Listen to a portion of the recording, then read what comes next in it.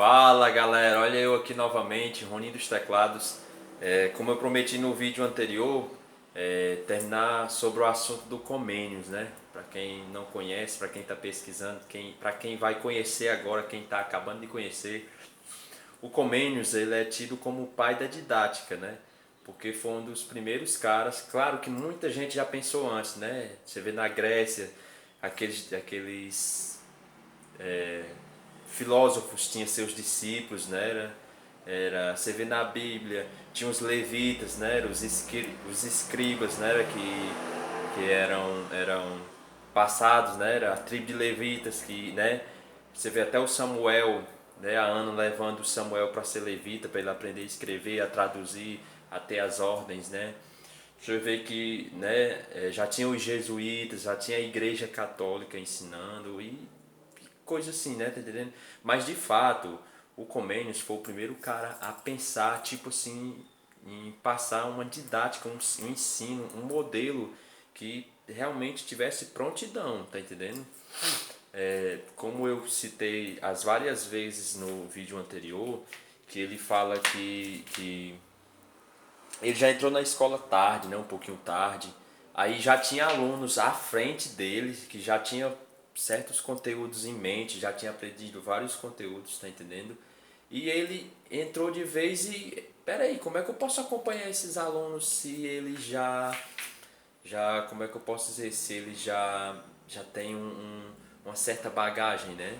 A educação não pode ser assim. Eu não posso entrar tarde e já acompanhar caras, alunos que já têm 5 6 anos de. Você tá entendendo?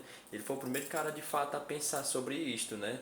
Aí ele até disse: como é que o aluno vai esperar toda a vida pelo professor? O aluno pode ser autônomo, como hoje, né? Você que vai estar aí no outro lado da telinha, você está pesquisando por conta própria, né? Ele, eu, o Comênios, ele até fala, né? O Comênios, ele, cara, o aluno ele tem que ser autônomo, né? Ele não pode só esperar pelo professor, que antigamente era o professor que estava certo, o professor que passava tudo.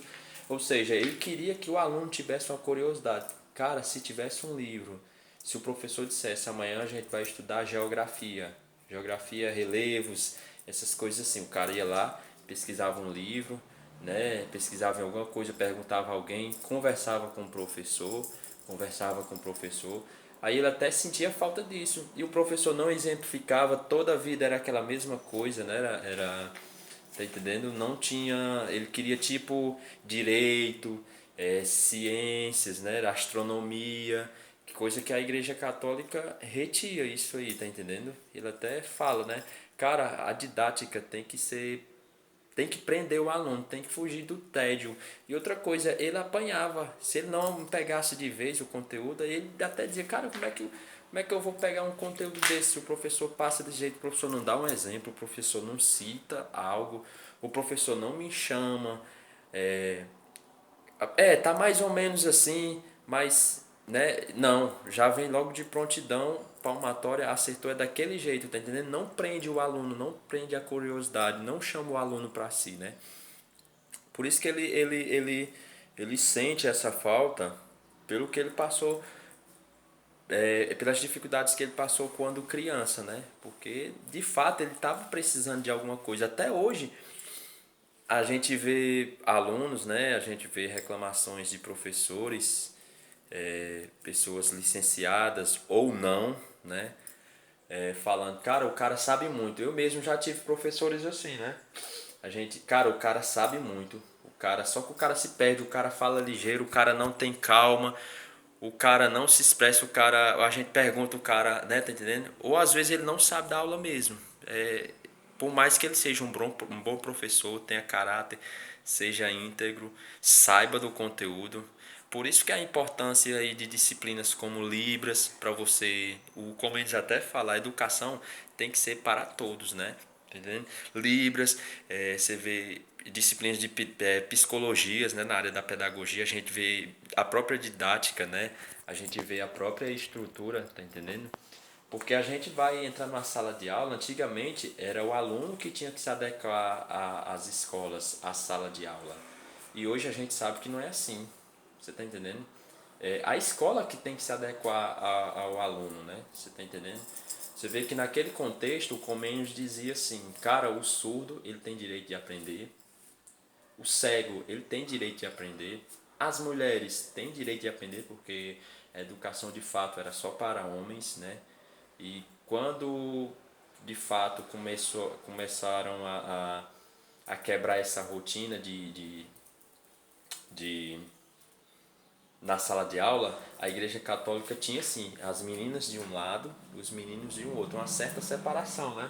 Porque aquele contexto lá, né, pós-Idade Média, dos meninos, as meninas, né, seduzirem os meninos e tal, exporem os meninos, aquele contexto lá. E o Comênios dizia, não, não vai ter isso. O surdo ele tem direito de aprender porque a Igreja Católica de fato ela fazia assim, ela uma coisa diferente do que Lutero e as igrejas protestantes falavam. O próprio Comênios falava, cara, para você chegar até Deus, você vai ter que conhecer Deus, né? Você vai ter que aprender a ler.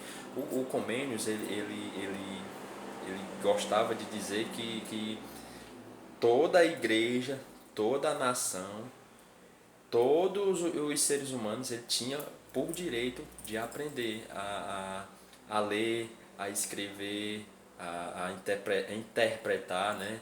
A somar, a dividir, porque isso aí vai fazer parte da rotina de qualquer ser humano, né?